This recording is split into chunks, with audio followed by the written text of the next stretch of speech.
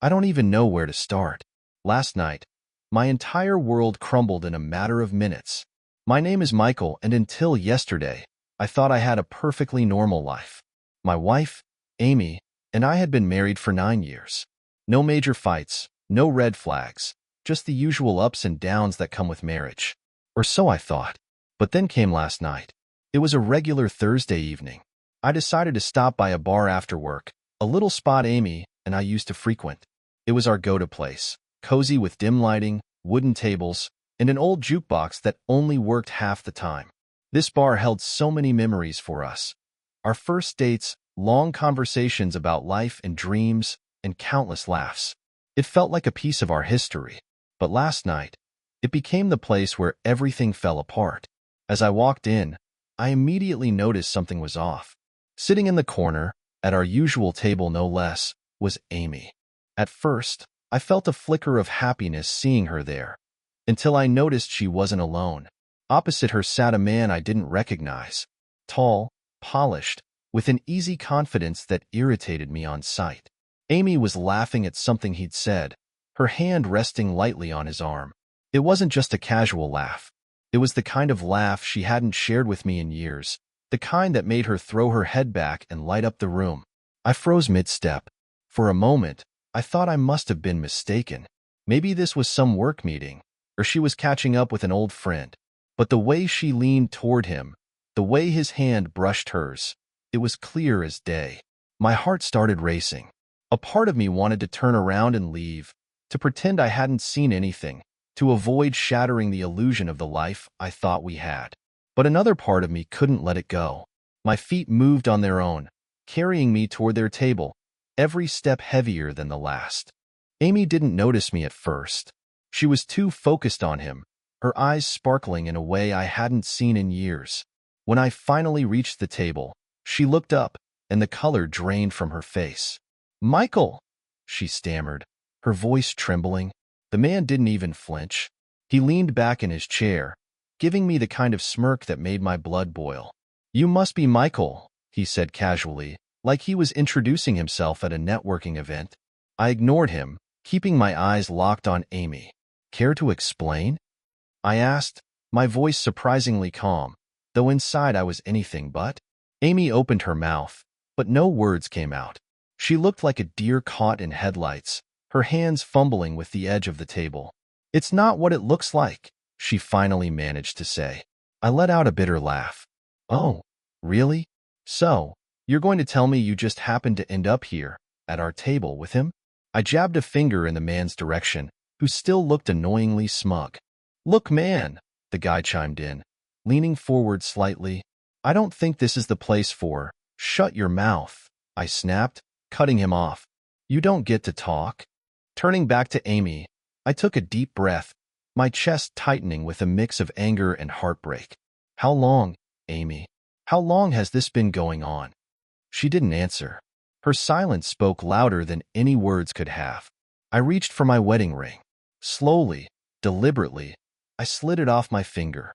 It felt heavier than ever in my hand, as if it carried the weight of every promise she'd just broken. I clenched it in my fist for a moment before tossing it onto the table. It landed with a sharp metallic clang that seemed to echo through the bar. "You made your choice," I said, my voice low but firm. "Enjoy it." Without waiting for a response, I turned and walked out. The air outside was cool, but I didn't feel it. My mind was racing, replaying what had just happened over and over. How had I not seen the signs? Was I blind, or was she just that good at hiding it? I sat in my car for what felt like hours, staring blankly at the steering wheel. My phone buzzed in my pocket, but I didn't check it. I knew it was her. What could she possibly say to fix this? Eventually, I drove off, not knowing where I was going or what I was going to do next. All I knew was that the life I thought I had was gone, and there was no going back. This was just the beginning. I didn't sleep that night. I drove aimlessly around the city, the ring of Amy's laugh and that smug look on the stranger's face playing on an endless loop in my head. Every corner of my mind was filled with questions, each one gnawing at me like a dog on a bone. When the first light of dawn broke through the windshield, I found myself parked in front of a motel. It was a rundown place, The kind where you'd expect to find broken dreams and one-night stands. I checked in without even thinking. The clerk gave me a look, probably wondering what a guy in crumpled work clothes was doing there so early in the morning. But I didn't care. I needed somewhere to think, or maybe just to fall apart. As I sat on the edge of the stiff motel bed, staring at the beige walls, the memories started flooding back. Amy and I had met at a mutual friend's wedding. She was the maid of honor, and I was just a guy who'd come to the reception for the free drinks. But the moment I saw her, everything else faded away. She was radiant, confident, and funny in a way that didn't feel forced. I thought I'd won the lottery when she said yes to our first date. Fast forward 9 years, and I was sitting in a dingy motel room, trying to process how the woman who once promised me forever had just shattered it in a single evening. My phone buzzed on the nightstand, pulling me out of my thoughts. It was Amy. She'd been calling and texting all night, but I hadn't bothered to read any of it. I picked up the phone and, for the first time, opened one of her messages. "Michael, please let me explain. It's not what you think. Not what I think." That line again. My fingers hovered over the screen, tempted to type something back, but what was the point? I tossed the phone onto the bed and buried my face in my hands. By the time I left the motel, it was well into the afternoon. I drove back home, dreading the confrontation that was bound to happen. Our house, a modest 2-story place in a quiet suburb, looked the same as it always had, but now it felt foreign. This was supposed to be our safe haven, the place where we built our life together. Now it was just a house, filled with memories I wasn't sure I could bear to face. When I walked through the front door, Amy was sitting on the couch, her face pale and her eyes red from crying. She jumped up as soon as she saw me, her hands clasped together like she was praying for forgiveness. "Michael, please," she began, her voice trembling. "Let me explain." "Explain what?" I interrupted, my tone sharper than I intended. "Explain how I walked into a bar and found my wife with another man? Explain why you've been laughing with him like I don't even exist? Go ahead, Amy. I'm all ears." She flinched at my words but didn't back down. "It's not what you think," she said again, and I felt a wave of anger surge through me. "Stop saying that," I shouted, my voice echoing through the room. "You keep telling me it's not what I think, but you're not saying what it is. So tell me, Amy, what the hell is going on?" She hesitated, her eyes darting to the floor. That was all the confirmation I needed. Whatever she was about to say, it wasn't going to make this better. "It's complicated," she finally said, her voice barely above a whisper. "Complicated?" I repeated, laughing bitterly. "You know what's complicated, Amy? Trying to figure out how to pay the mortgage when your world is falling apart. Trying to understand why the person you trusted most in the world would betray you. That's complicated. Sitting in a bar with some guy? That's not complicated. That's a choice." Tears started streaming down her face, but I didn't feel any sympathy. "Not this time. I never meant for it to happen," she said. It just got out of control." "Out of control?" I repeated, my voice dripping with disbelief. "How long, Amy? How long has this been going on?" She didn't answer right away, and the silence was deafening. Finally, she looked up at me, her eyes filled with guilt. "A few months," she admitted. "A few months." The words hit me like a punch to the gut. While I'd been going about my life, working long hours, and trying to be the best husband I could be, she'd been sneaking around behind my back for months. The betrayal cut deeper than I thought possible. "Who is he?" I asked, my voice cold and distant. "What's his name?" She hesitated again, and for a moment, I thought she wouldn't answer. But then she said it. "His name is Eric." Eric. I didn't know an Eric. That somehow made it worse. This wasn't someone from her past, some unresolved history. This was someone new, someone she'd chosen. I couldn't take it anymore. I turned and walked out of the living room, heading upstairs to our bedroom. My bedroom, I corrected myself. She didn't belong there anymore. As I started packing a bag, the weight of everything finally hit me. This wasn't just a fight. This wasn't something we could talk through or fix. This was the end of our marriage, and I wasn't sure if I'd ever be okay again. When I came back downstairs, Amy was still standing in the living room, her arms wrapped around herself like she was trying to hold herself together. She opened her mouth to say something, but I cut her off. "I need time," I said, my voice firm.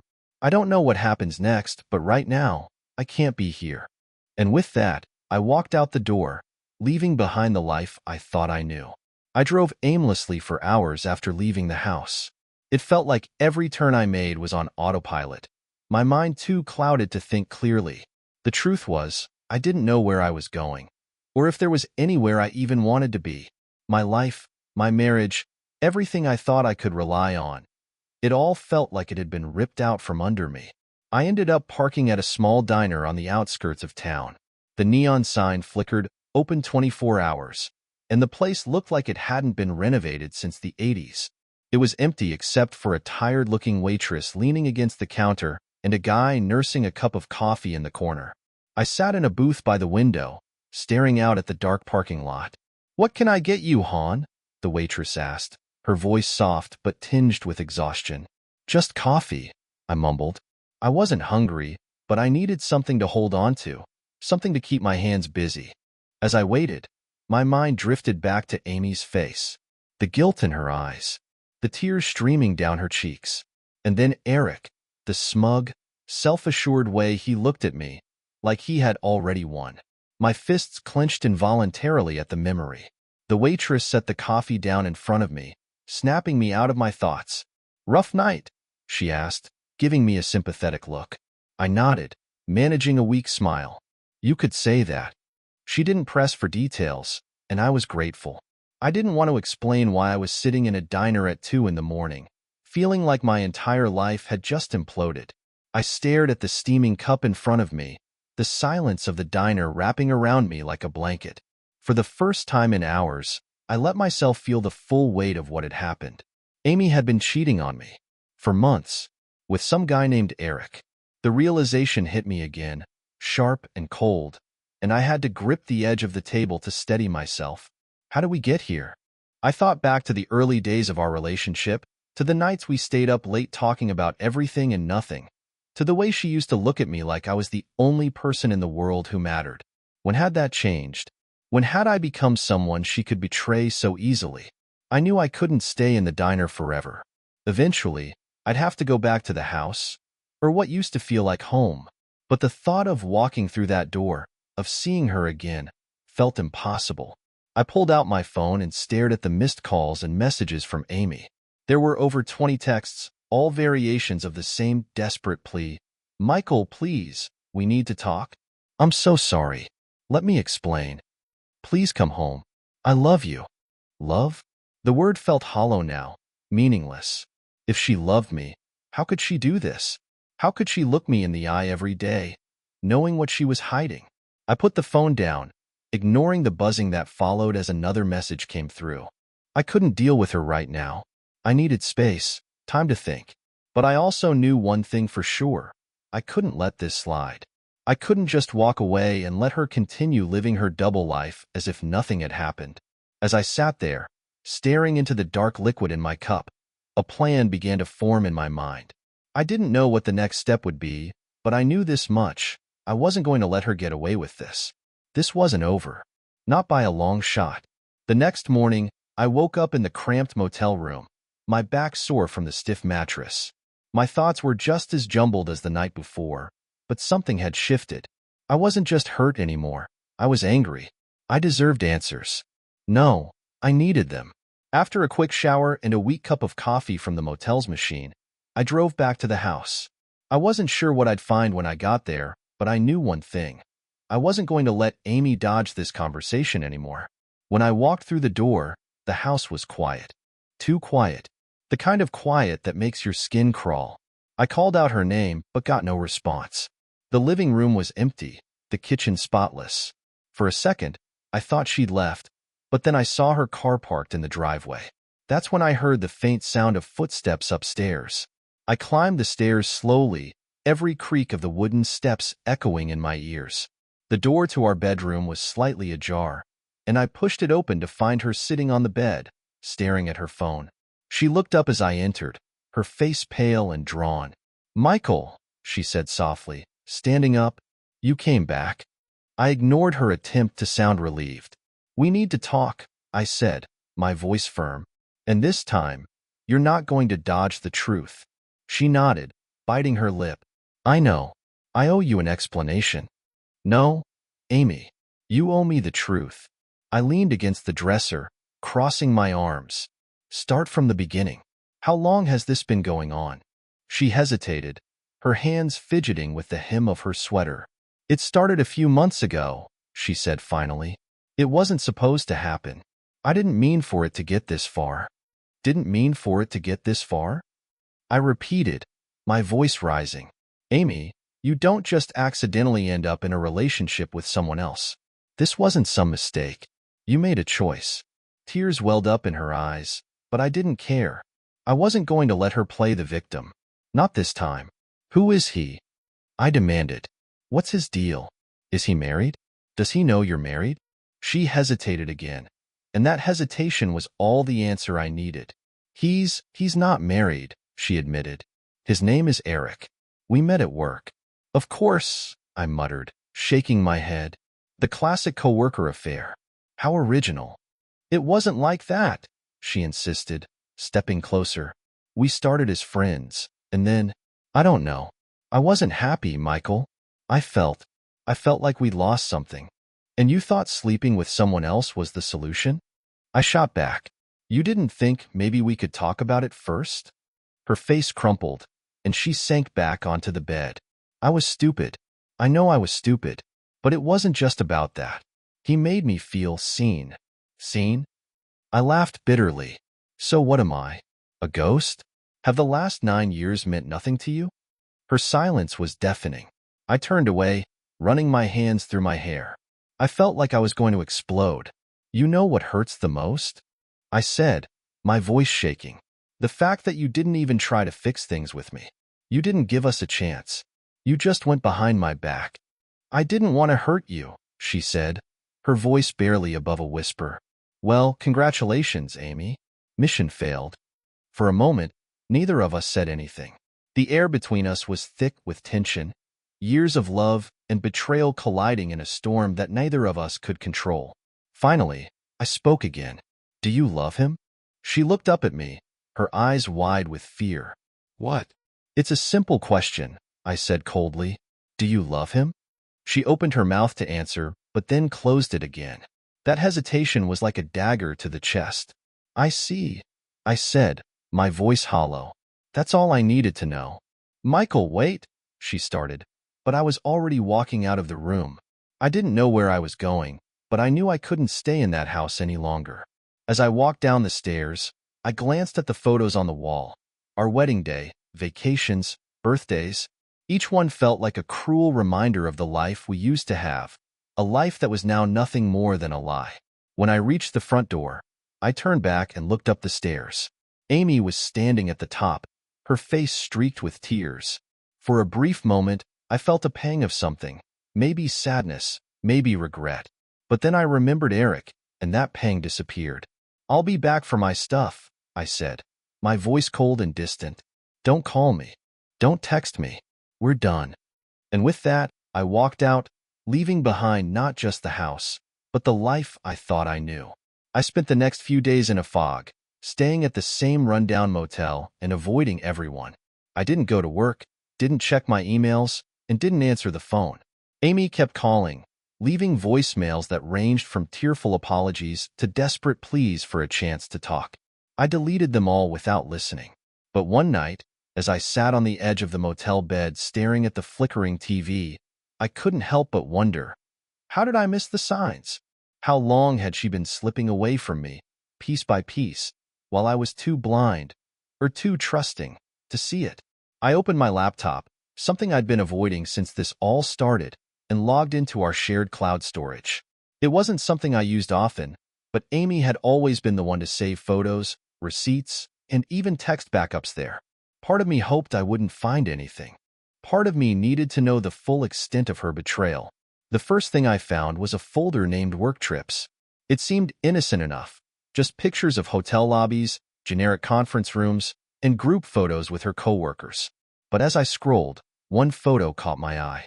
It was Amy and Eric, sitting at a small outdoor cafe. Her smile was radiant, her hand casually resting on his. It wasn't posed or formal, it was intimate. My heart sank. She hadn't even tried to hide it. Digging further, I found more. Text message screenshots she must have saved for some reason. Maybe she thought she'd need them for work. But they weren't about work. They were messages between her and Eric. Eric, can't wait to see you tonight. Counting down the minutes. Amy, me too. Last night was incredible. I can still feel your touch. My stomach turned. These weren't just random flings or meaningless texts. This was an affair, deliberate and calculated. And it had been going on for months, just like she said. One message in particular made my blood run cold. Eric, when are you going to tell him? He deserves to know. Amy, I will. Just not yet. It's complicated. Complicated. The same word she had used with me. The same excuse she had clung to while ripping our life apart. I slammed the laptop shut, my hands trembling with a mix of anger and despair. Every time I thought I had hit rock bottom, there seemed to be another level of betrayal waiting to greet me. This wasn't just about her cheating. It was about her lying, her planning, her total disregard for the life we'd built together. That night, as I lay awake in the darkness, I realized something. I couldn't just sit in this motel room and let her get away with it.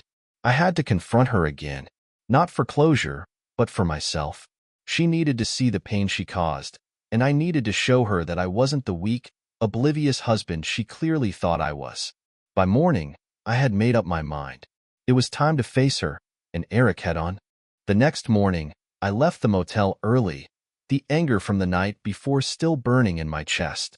This time, I wasn't going to be the one blindsided. I wanted answers, and I wasn't leaving without them. As I pulled into the driveway, the house felt different. It no longer felt like home. It felt like a stage where Amy had been performing a role, playing the part of a loving wife while carrying on her secret life. That thought fueled my resolve. I unlocked the door and walked in, calling out her name.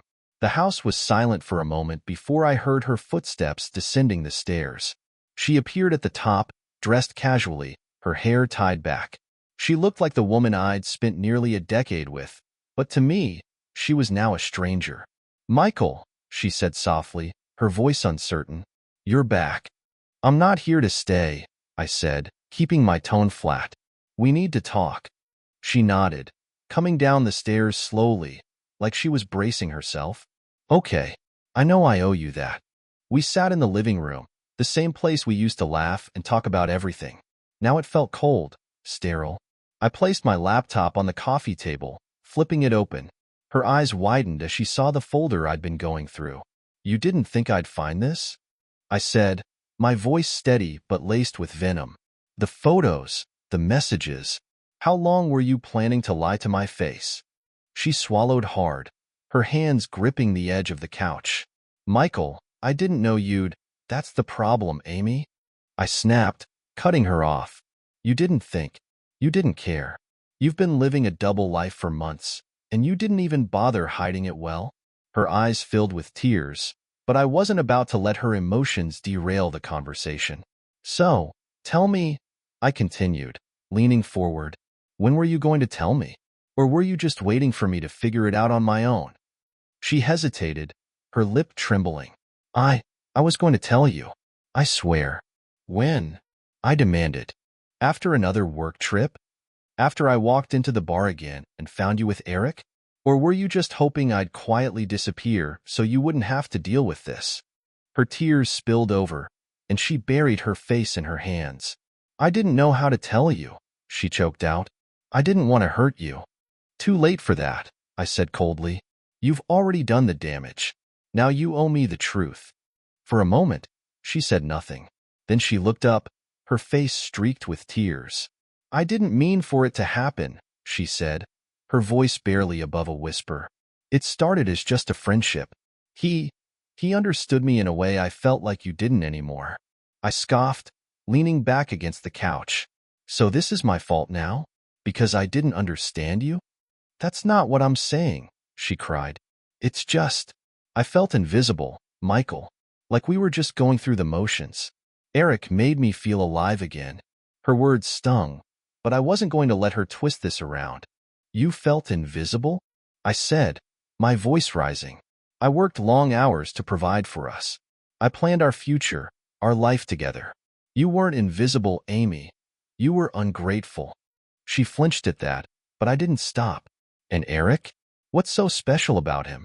Does he make you feel alive because he doesn't have to deal with the realities of a marriage? Because he doesn't have to put in the hard work? She didn't answer, and that silence told me everything I needed to know. This wasn't about Eric being better. It was about her running from the life we'd built when it got too hard for her. I stood up, unable to sit there any longer. You know what, Amy? Keep him. You've already made your choice. But don't you dare expect me to make this easy for you. Michael, wait, she said, standing up as well. I'm sorry. I never wanted it to end like this. Then maybe you should have thought about that before you started sneaking around, I said, heading for the door. I'll send someone to get my things. I'm done. Her sobs echoed through the house as I walked out, but I didn't look back. For the first time in days, I felt a sense of clarity. This wasn't my failure. It was hers. And I wasn't going to let her betrayal define me. The drive away from the house was silent. No music, no distractions, just the sound of the tires on the road and my thoughts racing faster than the car. I knew this wasn't over. As much as I wanted to be done with Amy and her lies, there was still one loose end that I couldn't ignore. Eric. He wasn't just some random fling. He was part of this mess, and I needed to see the face of the man who had willingly inserted himself into my marriage. I needed to confront him. Amy had mentioned he worked with her, so it didn't take long to find him. A quick search online revealed the company directory, complete with his smug face staring back at me. Eric Hollis, marketing director. It figured. He looked like the kind of guy who oozed charm, the kind who could talk his way into or out of anything. I wrote down his office address and headed straight there. The building was sleek and modern, all glass and steel, a stark contrast to how I felt inside. I parked my car, took a deep breath, and walked in. The receptionist barely glanced at me as I strode past her desk, heading toward the elevators. I didn't have a plan, but I didn't need one. My anger was driving me now. When I reached his office, the door was slightly ajar. I knocked once, not waiting for a response before pushing it open. Eric was sitting at his desk, leaning back in his chair with a self-assured grin that evaporated the moment he saw me. Michael, right? He said, his voice smooth but cautious. I thought we might meet eventually.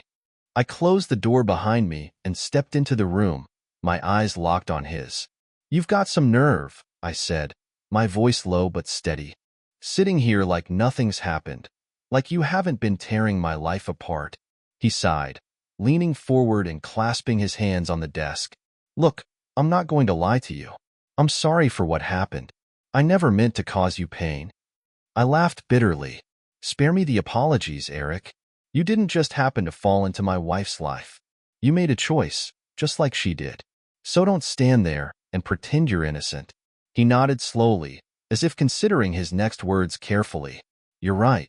I did make a choice. But if we're being honest, your marriage was already falling apart before I came into the picture. That struck a nerve.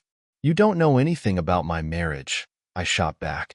You only know the version of it she fed you while she was sneaking around behind my back. She was unhappy, Michael, he said, his tone annoyingly calm. You can blame me all you want, but you should also take a look in the mirror. Relationships don't fall apart overnight. I took a step closer, gripping the edge of his desk. Don't you dare try to lecture me about my marriage. You don't get to justify what you did. He raised his hands in a mock gesture of surrender. Fine. I won't argue with you. But I care about Amy, and I want what's best for her. What's best for her? I repeated, my voice dripping with disbelief. You think you were what's best for her? A guy who had no problem destroying someone else's life to get what he wanted. His silence was answer enough. For a moment, I just stood there, staring at him, trying to figure out how someone could be so self-righteous while being so utterly wrong. Then I straightened up, shaking my head. You can have her, Eric, I said, my voice steady. But don't fool yourself into thinking you've won. You've inherited a mess, and one day, you'll realize that. Good luck with that.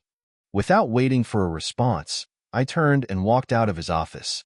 The tension in my chest didn't ease as I left the building, but I felt a small spark of satisfaction knowing I'd said my piece. Eric might have Amy now, but he'd never have the life we'd built together. That was gone, and so was I. As I drove away, I thought about what came next. I didn't have all the answers, but one thing was clear. I wasn't going to let them take anything more from me. This was my turning point, the start of something new. The confrontation with Eric didn't bring the closure I thought it would. Sure, I had stood my ground and told him exactly what I thought of him, but the bitterness lingered. It was as if every word exchanged in his office only cemented how broken everything had become.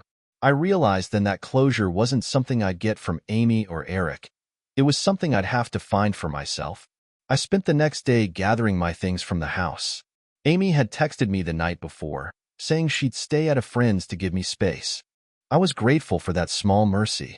Walking into the house without seeing her made it easier to focus on the task at hand. As I packed my clothes, books, and other belongings, I came across little reminders of the life we'd shared. Photos from our vacations, gifts we'd given each other over the years, notes she'd left for me on the fridge. Each one felt like a fresh wound, a reminder of what I thought we had. I took a deep breath and started boxing it all up. I wasn't going to let those things haunt me. I didn't know where I was going to keep them. Maybe a storage unit, maybe the trash, but I knew I couldn't carry them into the next chapter of my life. By the time I finished, it was late afternoon. The house was eerily quiet, stripped of the warmth it once had. I stood in the living room, looking around one last time. It felt like I was saying goodbye to more than just the house. I was saying goodbye to the man I'd been, the man who had believed in forever. Before I left, I sat down at the kitchen table and wrote Amy a letter. It wasn't for her, really. It was for me. I needed to get everything off my chest without the interruptions, excuses, or tears. Amy, I don't know if you'll ever understand the depth of what you've done. You didn't just betray me. You shattered the trust, the love, and the life we spent years building together. I can't pretend to understand your choices, and honestly, I don't think I ever will. You said you felt invisible. You said Eric made you feel seen. Maybe that's true. But what you don't seem to realize is that you've made me feel like I was nothing. You didn't give me a chance to fix things, to be the husband you claimed you needed. Instead, you turned to someone else, and that's a choice you'll have to live with. I won't lie. This hurts more than I can put into words. But I'm not writing this to dwell on the pain. I'm writing this to tell you that I'm moving on. I'm choosing to let go of the anger and bitterness, not for your sake, but for mine. I refuse to let this define who I am or what my life becomes. I hope you find whatever it is you're looking for. And I hope, someday, you look back and realize what you threw away. Goodbye, Michael.